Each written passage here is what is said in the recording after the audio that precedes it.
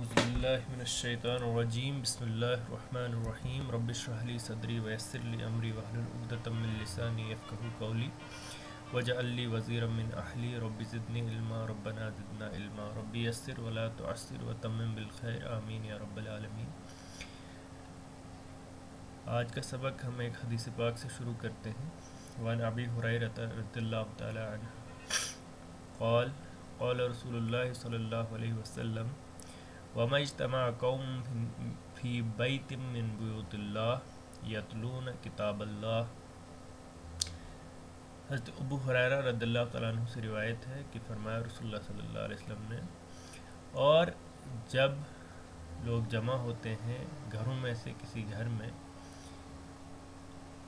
یعنی گھروں میں سے کسی بھی اللہ کے گھر میں جب وہ جمع ہوتے ہیں، یتلون کتاب اللہ، اور کیا کرتے ہیں؟ وہ تلاوت کرتے ہیں اللہ کی کتاب کی، وَيَدَارَسُونَهُ بَيْنَهُمْ، اور وہ ایک دوسرے کو پڑھاتے ہیں، وہ اسے یعنی اس کتاب کو ایک دوسرے کو پڑھاتے ہیں۔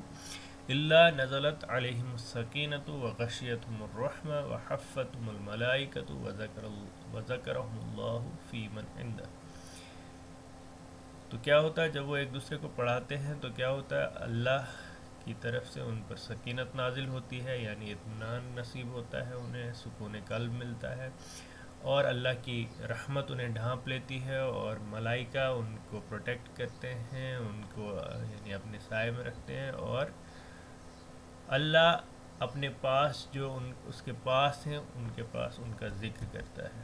تو یہ کتنی بڑی بات ہے کہ ہم اللہ کی کتاب کو سمجھنے والے بن جائیں اور اس کو ایک دوسرے کو پڑھانے والے بن جائیں۔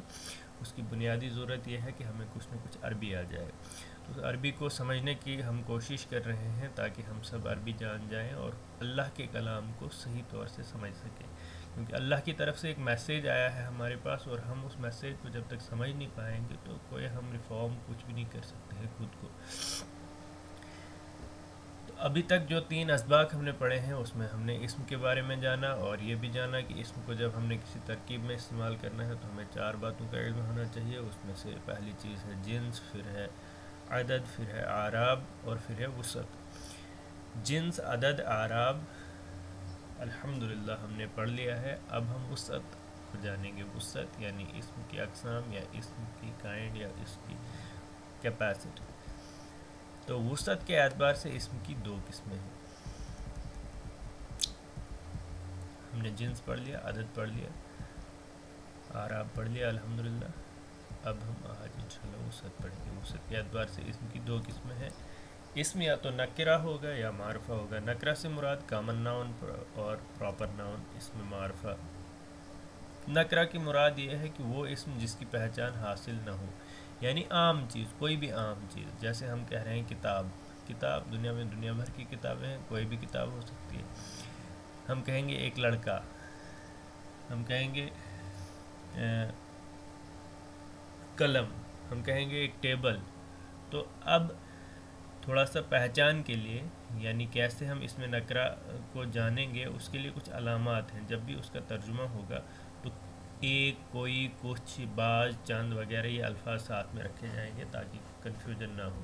جیسے ہم بولیں گے ایک کتاب تو اس کا مطلب ہو گیا ہم ایک نکرہ بات کر رہے ہیں۔ ہم بولیں گے ایک لڑکا، ہم بولیں گے ایک لڑکی، ہم بولیں گے ایک آدمی، تو یہ سب نکرہ مانا جائے گا۔ ہم کہیں گے تھوڑا پانی یا کچھ پانی، تو یہ سب کیا ہے؟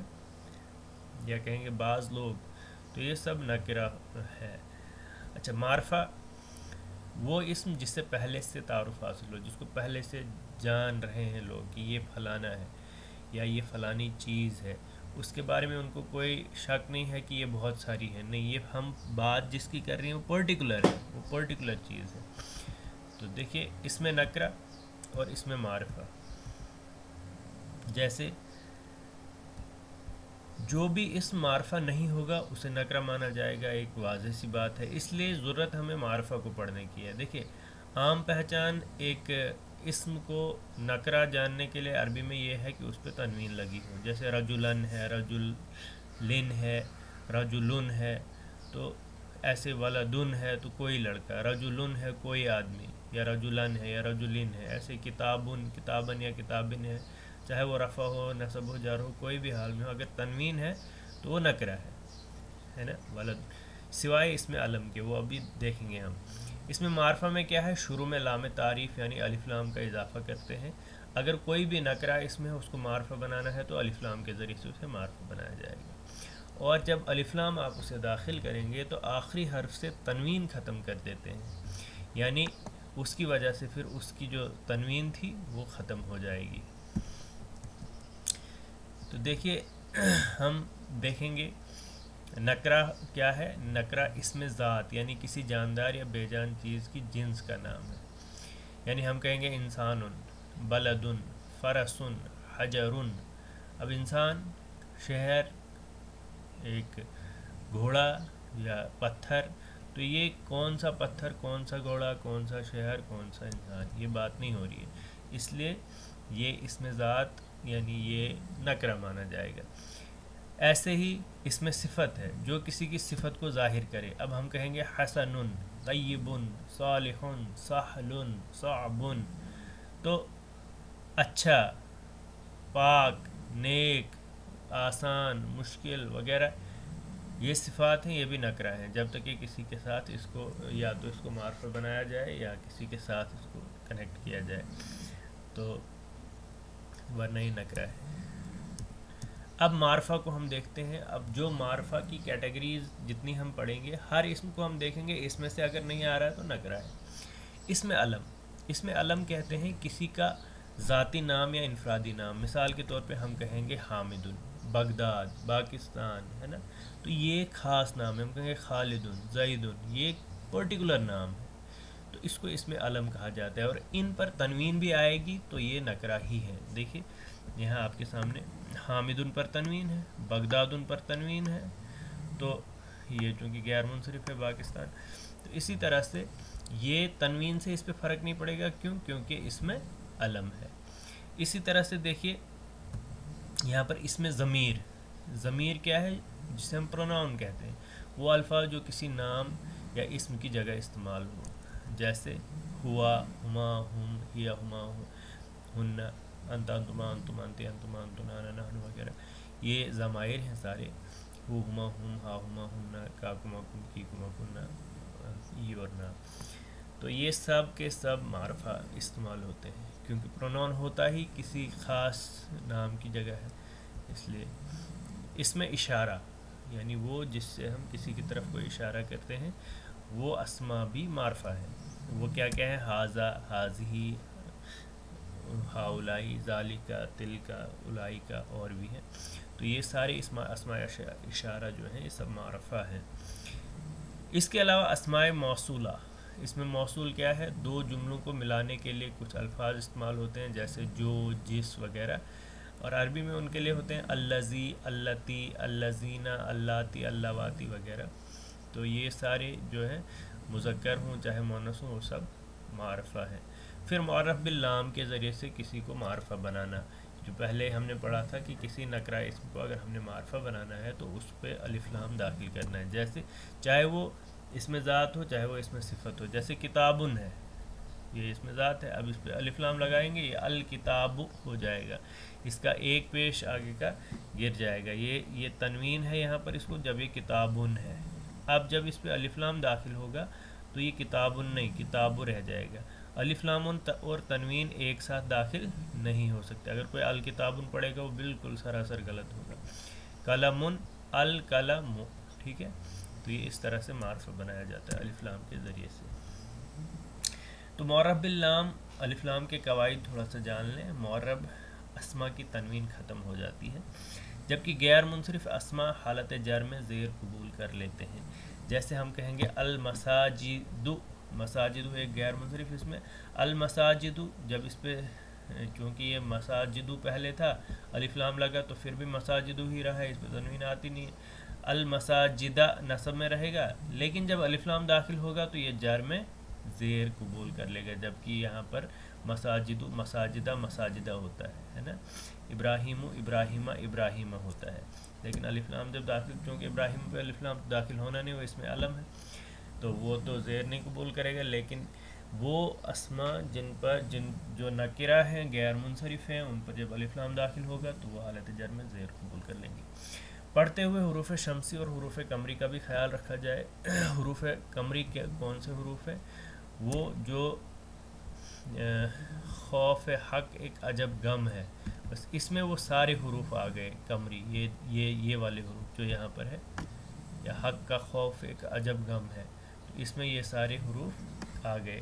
اب ان کو پڑھنے میں کیا ہے، الف لام پڑھا جائے گا اس میں، القمر، الانسان، العزت، القوم، العابد، الجاہل، الملک، الحکم، الجبار، الخادم۔ کیا فرق ہے؟ جب ان کو پڑھیں گے ہم تو یہ لام کو ہم ظاہر کریں گے باضابطہ لیکن حروف شمسی جو ہیں ان میں کیا ہوگا، حروف شمسی میں لام نہیں پڑھا جائے گا۔ یہ سب حروف شمسی ہیں، وہ جو ہم نے پڑھا حق کا خوف عجب غم ہے، ان میں جو حروف نہیں آتے وہ سب حروف شمسی ہیں۔ اس کو پڑھنے کا طریقہ کیا ہے، الشمس، یہ لام پڑھا نہیں جائے گا، یہ لام نہیں پڑھا جائے گا، لکھا رہے گا، اور یہ ضروری ہے، لام کے بغیر یہ ہوگا بھی نہیں، یعنی معرفہ نہیں ہو سکتا، تو اس لیے اس کو الشمس پڑھنا ہے، الشمس، الرسول، الظالم، الصابر، الطفل، الشیطان۔ تو یہ ان میں سے، یعنی ہم بولیں گے التالی، الثابت، الدال، الذال، الراء، الزاء، السین، ہے نا، تو ان سب میں الف لام لگے گا، لیکن الف لام لگے گا لیکن لام پڑھا نہیں جائے گا، ٹھیک ہے۔ تو مشق نمبر 3 ہم دیکھیں گے، الف میں جتنے الفاظ دیے گئے ہیں ان کی اب 36 شکلیں بنائیں، یعنی 18 شکلیں نکرہ کی اور 18 شکلیں معرفہ کی۔ اس کے علاوہ مشق نمبر 3 بے اور جیم میں دیے گئے الفاظ کی معرفہ اور نکرہ کی جتنی شکلیں بن سکتی ہیں ان کے اسم کی گردان کریں۔ تو یہ آپ کے لیے پریکٹس ہے۔ مؤمن، مشرک، صادق، کاذب، جاہل، جہلاء، عالم، علماء، یہ جمع ہے نا، جمع مکسر۔ مسجد، مساجد، ہے نا، یہ جمع کون سی ہے، غیر منصرف اسم ہے اور جمع مکسر۔ مقعد، مقاعد، جمع مکسر۔ ذنب، ذنوب، جمع مکسر۔ رأس، رؤوس، جمع مکسر۔ نہر، انہار، جمع مکسر۔ ولی، اولیاء، دوست، جمع مکسر۔ قلب، قلوب، جمع مکسر۔ درس، دروس، جمع مکسر۔ کتاب، کتب، جمع مکسر، ٹھیک ہے۔ ان کی اب آپ نے جو گردان بنانی ہے وہ الف لام کے بغیر بھی اور الف لام کے ساتھ بھی، ٹھیک ہے۔ اذن، آذان، جمع مکسر۔ رجل، ارجل، جمع مکسر۔ آیت، بینۃ، سیئۃ، سیارۃ، سوق، اسواق، جمع مکسر۔ نفس، انفس، دار، دیار۔ تو الحمدللہ یہاں پر ہمارا سبق مکمل ہوا، اللہ کا شکر ہے کہ ہم نے اسم کی وہ بنیادی چیزیں مکمل کر لی ہیں۔ اس کے بعد اب ہم اسم کو جملے میں استعمال کر سکتے ہیں، اس کو اب انشاءاللہ ہم اگلے سبق میں مرکبات پڑھیں گے، مرکب کس طرح سے بنائے جاتے ہیں، اس کے قواعد کیا ہیں، مرکب کتنے طرح کے ہوتے ہیں۔ تو اللہ سے دعا ہے کہ وہ ہمیں زیادہ سے زیادہ سمجھنے کی توفیق عطا فرمائے۔